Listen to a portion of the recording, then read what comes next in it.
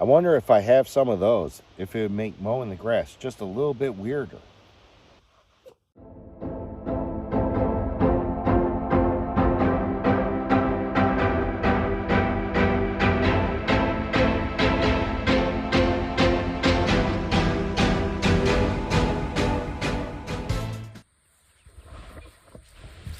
Hey folks, Rob, Chicken Ranch Homestead. Today's video, while I'm out here doing nighttime chores, is going to be kind of based upon our 1 year here, our dreams, our plans, our thoughts, and our pipe dreams. That's probably what it more like is a pipe dream. But hey, we'll get some things done, and I'll do some chatting about things going on, and we'll go from there. All right. Over here by the rabbits. So we've been here for about a year. Well, actually, Melly's been here for a year. I haven't yet. I will in a couple weeks. So in the first year, we've learned a lot. That's for sure. And we've had a lot of mistakes. A lot of good things happen. And one of those mistakes is thinking that winter would be easy out here. It is, and it isn't. But at the same time, you know, anywhere you're going to farm or homestead, is it ever going to be easy in winter? Well, things that we should have learned early on is don't take on too much. We've taken on too much. But we work our way through it. We'll make it. And that's one of those things to think about, you know. But we're here a year. We're learning. First winter, we really didn't have much here. I'm new to a wood burner, coal burner, boiler. There was a lot of trial and tribulations there.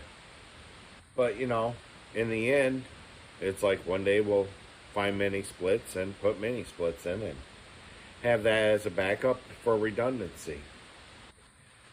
We were also burning coal, and in the beginning, I couldn't get coal to burn for crap. It became wasteful, and I don't want to waste it. I did have it burning super clean, though. I had compliments for how we had very little to no smoke out of our chimney.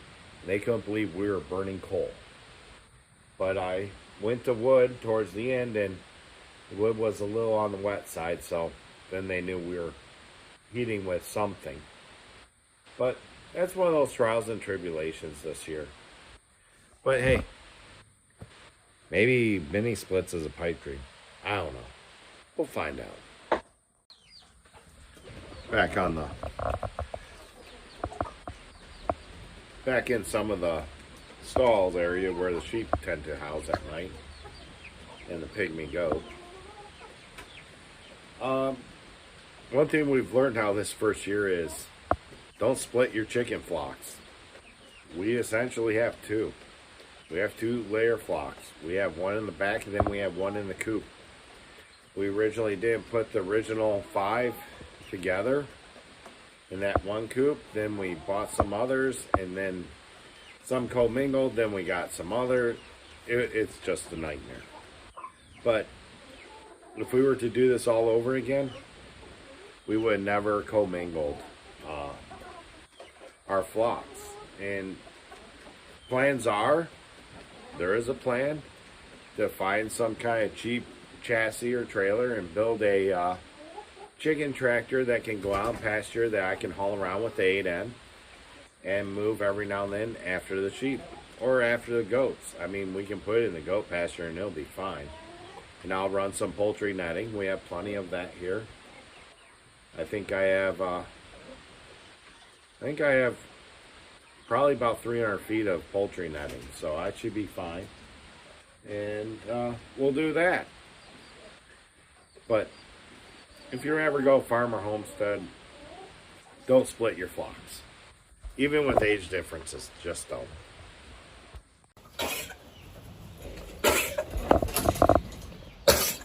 What, Sally? Why are you coughing? Yeah, You're running around. What's up, Reverse Bandit? 857. What's up, No Name? Sheep. We got plenty of them. We probably overdid it. This is one of those overdone things. And Jenny, as much as we're upset with her at times, she's a good girl. She's a good donkey. She was mistreated, so we're always going to fight that. But that's okay. But yeah, we overdid on sheep. That's for sure. I mean, right now the flock's at 13. We were going to process some out. We haven't. I've decided to keep Buford. I'm running 3 rams with Nile High ewes, and most farms or sheep places do it with 1, maybe 2. Well, I want 3 because I like all 3 of my rams. And that's a good thing and an unfortunate thing. Train set. Engage. I have a bunch of engaged trains. Anybody want to purchase some? I may never get around to it again. But yeah, it's like one of those things. We went too much and we went too fast, but hey, they're always on grass. We've never really put a lot of money into them other than purchasing them. The medication hasn't really been crazy. I mean, CD&T is really the only thing we've ever needed, you know, for shots and boosters, but we never really needed much for them so far this year. And the sheep is probably one of the highlights of the year, is how well the sheep have gone. We clearly have a few pregnant sheep, and that's a good thing, because that means that if they're pregnant, we get some ewes. That's good, because I have the genetics to run multiples. That's why I want to keep multiples, but I don't need to, but I am. Chickens want to get in the garage today because it's cold. I'm not going to let them. Actually, they want to get in here any day. They drive me nuts. Too many chickens. First year, too many chickens. But yeah, sheep have been the really highlight of the first year here. They've done really well. We got goats. We got plenty of goats. Goats have kind of been a sore subject. We came in, we don't have enough housing for them right now. And we got to get housing built. And it's in the works. We just need to get it together and get it working. And as you can hear the goats. But we've lost a decent amount of goats this year. And that's been hard. And we almost got it figured out. I'm thinking we have it figured out now. And from there, we can only go up and up. But yeah, we overdid on the goats. Pigs. I will never buy auction pigs again. Pig killer is finally really started to grow. $5 really never has. Her health's a whole lot better than from when we got her, but just not the greatest. I will buy from a breeder next time. That's one thing I've learned in this first year. But yeah, we're doing well on the chicken front because they're all around me, and I'll talk to you about why. One of the nesting boxes in the coop. That's right, 2 broody chickens at once. This one right here, she has one under her wing. They're in there. Yeah, so we've kind of gone to let them hatch themselves. We're not buying any more chickens. We're going to let them automatically reproduce as they choose. We're not intervening. Some people say that's cruel and unfortunate. We're a working farm. We're a working homestead. We can't save everything. We can't do everything. And this is just nature taking its course. If they decide to go broody, there's going to be eggs that hatch. There's going to be eggs that don't. There's going to be baby chicks that pass. There's going to be baby chicks that thrive. and turn to here, which they were just playing in the road, and now they're going to run away from me. She's had 14, she's down to 9. They're all doing pretty good. They're getting big. But that's what we do. But also in this first year, we've taken on some projects. This project here, we probably won't finish until after the new year. It's just how it is. We start projects and we don't finish them. But, you know, we finished some others that we have started. We finished that goat house. It took a while. Crazy chickens. It took a little bit, but once I got going, I got started. We finished it. Got that all taken care of. This year we've had chip drop once, which was amazing and great. It's just a simple thing, and I was able to put mulch all around the house for the chickens to destroy, which my father kindly, politely pointed out. But, you know, that's okay. We had a meat bird debacle early on. Well, we got another set of meat birds. The 10-cent meat birds. There's a video somewhere on our channel about the 10-cent meat birds. But they're over here. They're doing pretty good. I left the bucket over here. But yeah. Bought 20 of them. They're doing all right. And our chicken tractor with our $3 green tarp and our Amish hemlock wood, which is actually dried out and it's holding up really well. It's held up really well through this wet season. All right.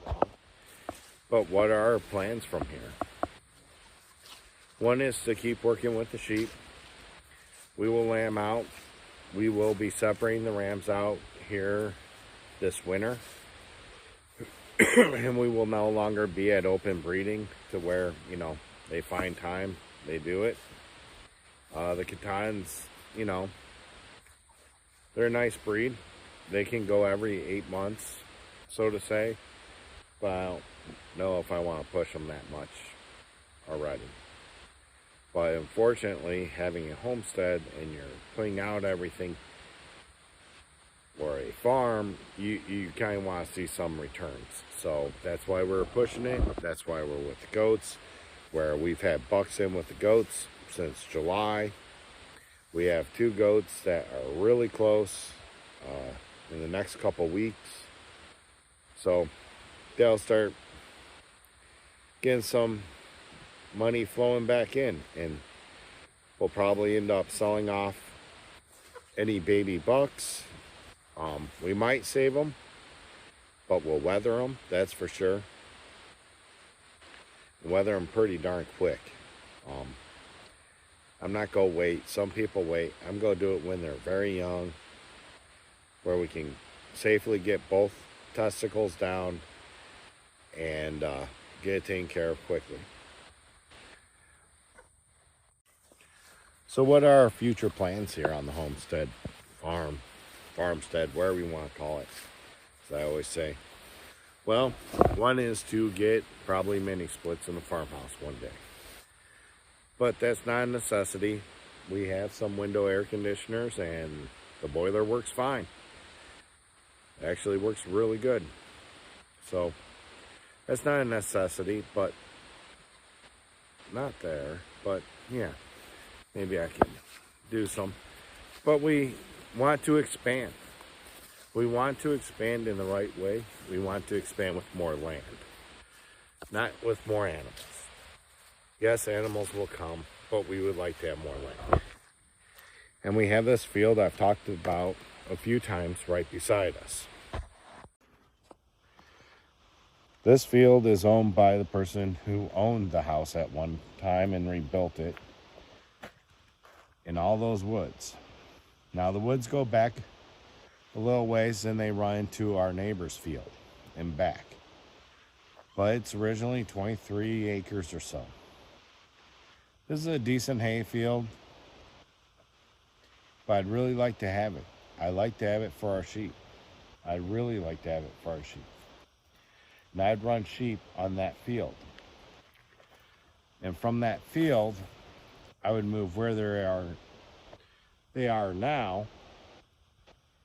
And I'd move them into over there and move that field into hay. But the sheep are looking good still. They're looking really good. I'm really happy with them. We made through this year pretty much. We're deep into October now. I still have them on the pasture. There's still pasture left. So that's the one good thing we got going here is they got plenty of foliage to eat. All right, and for now, we're out of here. Remember to like, share, and subscribe. Thank you to all the subscribers that have subscribed. Share with your friends and all that. Have a good day, and I'll see you around. Thanks.